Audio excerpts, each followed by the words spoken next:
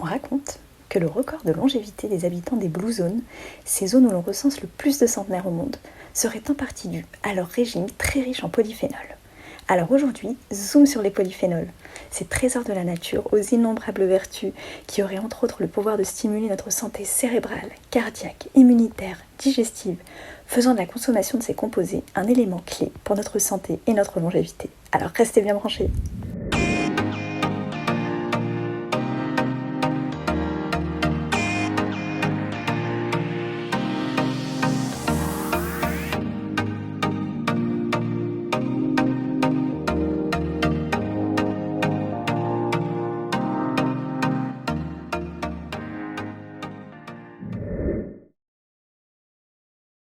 Les polyphénols sont des composés présents dans les plantes, les légumes, les fruits, les herbes, les oléagineux, les épices, le thé, le café, le cacao.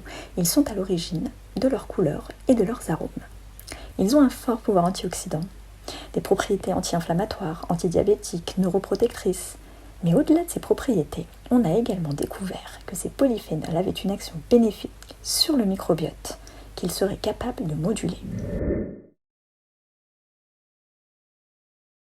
Les polyphénols, de par leur effet antioxydant, vont aider à protéger les cellules de l'organisme de l'effet des radicaux libres. Ces radicaux libres sont associés au vieillissement et aux différentes maladies liées à l'âge. Pour se défendre, notre corps va produire des antioxydants, mais avec l'âge, cette production décline. Eh bien, c'est là où les polyphénols vont venir jouer un rôle protecteur et préventif du vieillissement, car ils permettent de lutter contre le stress oxydatif. Ils sont donc particulièrement utiles quand on avance en âge. Il existe plus de 8000 types de polyphénols, chaque polyphénol ayant une fonction différente. Il est donc important, pour profiter au maximum de leurs différents bienfaits sur l'organisme, de diversifier notre rapport en polyphénols. Les polyphénols vont être synthétisés par la plante lorsqu'elle est soumise à des agressions environnementales, comme par exemple le soleil. Même si le soleil est nécessaire à son développement, il endommage également la plante, particulièrement en cas d'altitude importante, de sécheresse, d'aridité, de gel, autrement dit, quand les conditions climatiques sont extrêmes. Eh bien, c'est là que la plante va produire davantage de polyphénols, car elle va enclencher une sorte de mécanisme de survie contre ces agressions climatiques. D'autre part, la plante doit également se protéger des attaques des insectes et des prédateurs. Elle va donc aussi produire des polyphénols pour se défendre.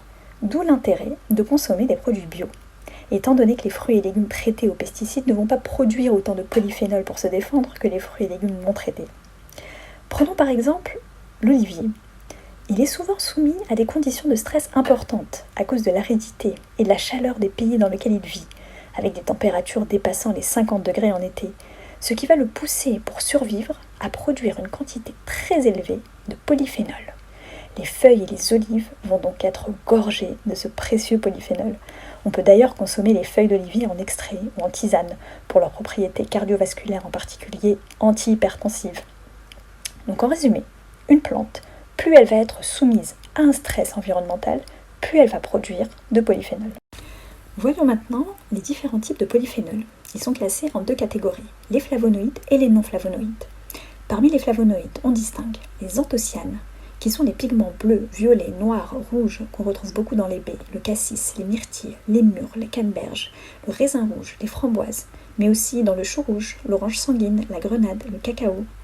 Il y a d'ailleurs une certaine baie qui gagne à être connue, appelée la baie d'aronia, qui est une véritable bombe d'antioxydants, de par sa teneur en anthocyanes exceptionnelle, et bien plus élevée que celle de ses cousines, les baies de goji. Elles ont une incidence bénéfique sur la santé cardiovasculaire, particulièrement la tension artérielle, sur le cholestérol LDL, sur la régulation de la glycémie et sur le système immunitaire. Un bol de baie d'aronia fraîche, donc 100 g, apporte environ 1500 mg d'anthocyanes, alors que 100 g de myrtilles, qui sont également un super aliment, vont apporter 400 mg d'anthocyanes, soit 4 fois moins. On la consomme généralement sous forme de jus ou de baies séchées. Autre trésor de la nature gorgé d'anthocyanes, la patatousse à chair violette. Vous avez sans doute déjà entendu parler d'Okinawa, cette archipel japonaise qu'on surnomme l'île de la longévité, connue pour avoir 3 fois plus de centenaires que partout ailleurs. Elle fait d'ailleurs partie d'une des 5 Blue Zones, qui sont ces régions du monde connues pour la longévité de leurs habitants. Eh bien, il semblerait qu'un des secrets de la santé et de la longévité des habitants d'Okinawa soit lié en partie à leur consommation importante et régulière de patates douces à chair violette. Parmi les autres flavonoïdes, on retrouve les flavonols, comme le cacao, comme le GCG, les catéchines et les tanins qu'on retrouve en abondance dans le thé. Il existe également les flavonols qu'on retrouve dans les choux, les pommes, les oignons et font notamment partie des flavonols la quercétine dont j'ai parlé dans une précédente vidéo qu'on retrouve dans les câpres et les oignons rouges. La ficétine fait également partie des flavonols. Je rappelle que la ficétine et la quercétine sont particulièrement intéressantes pour leurs propriétés sénolytiques, c'est-à-dire qu'elles éliminent les cellules sénescentes ou cellules zombies. Elles ont donc des propriétés anti-vieillissement. Parmi les autres flavonoïdes, on compte également les flavones que l'on retrouve dans le persil, le céleri, le thym, le romarin, l'origan. Et enfin, les flavonones présents dans les agrumes, comme le citron, les oranges, les pamplemousses, ainsi que les isoflavones présents en grande quantité dans les graines de soja. Dans la catégorie des non-flavonoïdes, on retrouve les lignanes présents dans les graines de sésame et de lin, les acides phénoliques ainsi que les stilbènes, comme le resveratrol, qu'on retrouve dans le raisin particulièrement dans la peau et les pépins. Le resveratrol a d'ailleurs fait l'objet de nombreuses publications scientifiques au sujet entre autres de son action bénéfique sur le système cardiovasculaire. Il aiderait même à réparer l'ADN. Si vous vous y perdez un peu avec tous ces noms de polyphénols, c'est normal. Alors pour simplifier tout ça, faisons maintenant un tour d'horizon des aliments les plus riches en polyphénols. Pour commencer, les fruits rouges, comme les baies d'aronia, les myrtilles, le cassis, les framboises. 100 g de baies d'aronia apportent environ 1500 mg d'anthocyanes. Notez que les myrtilles sauvages ont une concentration plus élevée en polyphénol que les myrtilles standards. 100 g de myrtilles sauvages apportent 800 mg de polyphénol, alors que 100 g de myrtilles standards n'en apportent que 400 mg. L'artichaut, qui est le légume le plus riche en polyphénol. 100 g de cœur d'artichaut apportent plus de 300 mg de polyphénol. Les olives et l'huile d'olive, qui sont un pilier du régime méditerranéen, leur consommation de manière importante et régulière serait également un facteur de longévité. Gardez bien en tête que les olives noires apportent 2 fois plus de polyphénol que les vertes. Pour 100 g d'olives noires, comptez 500 mg de polyphénol. Le café. Une tasse de 200 ml de café contient environ 400 mg de polyphénol. Le thé. Une tasse de 200 ml de thé noir contient environ 200 mg de polyphénol et une tasse de 200 ml de thé vert contient 170 mg de polyphénol. La pomme. Pour 100 g de pommes, comptez environ 200 mg de polyphénol. Une pomme de taille moyenne apporte donc 400 mg de polyphénol. N'oubliez pas de consommer la peau pour profiter de tous les polyphénols de la pomme, car comme les polyphénols agissent comme un mécanisme de défense de la plante contre les agressions, il arrive souvent que les polyphénols soient très concentrés dans la peau des fruits. Le cacao ou le chocolat noir avec teneur minimum en cacao de 70%. Pour 100 g de chocolat noir, comptez 1600 mg de polyphénol. Donc pour 2-3 carrés de chocolat, comptez un apport de 200 mg en polyphénol. La grenade, qui possède une forte capacité antioxydante et anti-inflammatoire liée à la présence d'anthocyanes et d'élagitanin. Un petit verre de 200 ml de jus de grenade contient environ 500 mg de polyphénol. Le raisin. Pour 100 g de raisin, comptez 250 mg de polyphénol. Le raisin rouge contient du resveratrol, qui est particulièrement concentré dans la peau et les pépins. Alors pensez bien à les consommer et surtout privilégiez le raisin bio. Les graines de lin, très concentrées en polyphénol. 100 g de graines de lin contiennent 1500 mg de polyphénol. Une cuillère à soupe vous apportera donc 300 mg de polyphénol. Les épices, comme le gingembre, le curcuma, les clous de girofle, le poivre noir. Les clous de girofle, par exemple, sont extrêmement riches en polyphénol. En effet, 100 g de clous de girofle contiennent 15 000 mg de polyphénol.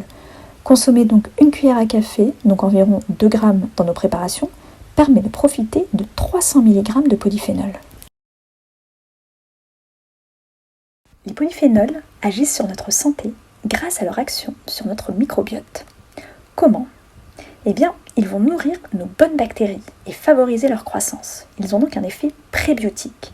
Mais ces polyphénols vont également inhiber les mauvaises bactéries. On estime que 10% seulement des polyphénols vont être absorbés par l'intestin grêle. Le reste va servir d'engrais aux bonnes bactéries qui vont digérer ces polyphénols et les transformer en métabolites bénéfiques pour notre organisme. Prenons l'exemple de la grenade. véritable pépite anti-âge. Elle est bien sûr connue pour sa forte activité antioxydante et anti-inflammatoire et utilisée depuis des millénaires dans la tradition médicinale. Mais plus surprenant encore, des chercheurs ont découvert que les élagitanins, un des polyphénols contenus dans la grenade, sont métabolisés par nos bactéries intestinales en une molécule appelée l'urolitine A. Testée sur des petits vers et des rats, l'urolitine A prolonge la durée de vie sans aucune manipulation génétique. Cette molécule, si elle est également efficace sur l'homme, pourrait permettre de lutter contre les maladies liées à l'âge. Dans les modèles animaux, l'urolitine A permet également une augmentation de la mitophagie des mitochondries dysfonctionnelles, la mitophagie étant la faculté de régénérescence des mitochondries, car avec l'âge, les mitochondries peuvent s'altérer au lieu de se régénérer, ce qui entraîne un risque accru de maladies dégénératives. Sur l'homme, un essai clinique sur des personnes âgées a été réalisé en supplémentant une partie des participants avec 1000 mg d'urolitine A et le reste avec un placebo, pendant 4 mois. Les participants ayant reçu la supplémentation en urolitine A ont vu une amélioration de leur endurance ainsi qu'une amélioration des marqueurs de la fonction mitochondriale. La grenade reste la meilleure source d'élagitanins, le précurseur de l'urolitine A. On peut également mentionner une certaine bactérie intestinale appelée Akkermansia muciniphylla, qui représente environ 3% de l'ensemble des bactéries colonisant notre intestin. Cette bactérie est associée à une réduction de l'inflammation, à une amélioration de la résistance contre l'insuline. Elle aide à contrôler le système immunitaire et à lutter contre l'obésité.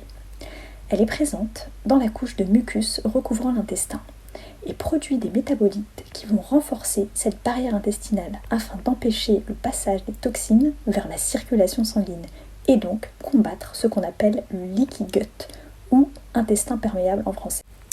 Or, il a été démontré que le jus de grenade, riche en élagitanins, encourage la croissance de l'Akkermansia. La canneberge et le thé vert également favoriseraient la croissance de cette bonne bactérie. Il semble donc que nous puissions augmenter naturellement nos niveaux d'Akkermansia en consommant ces aliments. Je voudrais maintenant vous parler d'une étude très intéressante, le Maple Trial. Cette étude s'est penchée sur des adultes de plus de 60 ans, vivant en institution, ayant un niveau de zonuline élevé. La zonuline étant un marqueur de la fonction de la barrière intestinale altérée, autrement dit, du leaky gut. Pendant 8 semaines, la moitié des participants à l'étude a reçu un régime riche en polyphénol, comprenant 3 collations par jour d'aliments riches en polyphénol. L'autre moitié des participants a reçu son régime standard habituel. Puis au bout de 8 semaines, les deux groupes ont switché leur régime. Les collations du groupe qui recevait le régime riche en polyphénol comprenaient des fruits rouges, des oranges sanguines, du jus d'orange sanguine, du jus de grenade, du thé vert, des pommes, de la compote et du chocolat noir. Les résultats de l'étude après 8 semaines ont montré que les participants qui avaient reçu le régime riche en polyphénol avaient des niveaux plus élevés de bactéries intestinales bénéfiques que les participants ayant reçu le régime habituel, standard. Les chercheurs ont également noté que les métabolites de polyphénol de cacao et de thé, spécifiquement, étaient associés à des niveaux plus faibles de zonuline et à des niveaux plus élevés de butyrate. Le butyrate étant un acide gras à chaîne courte bénéfique pour notre santé intestinale.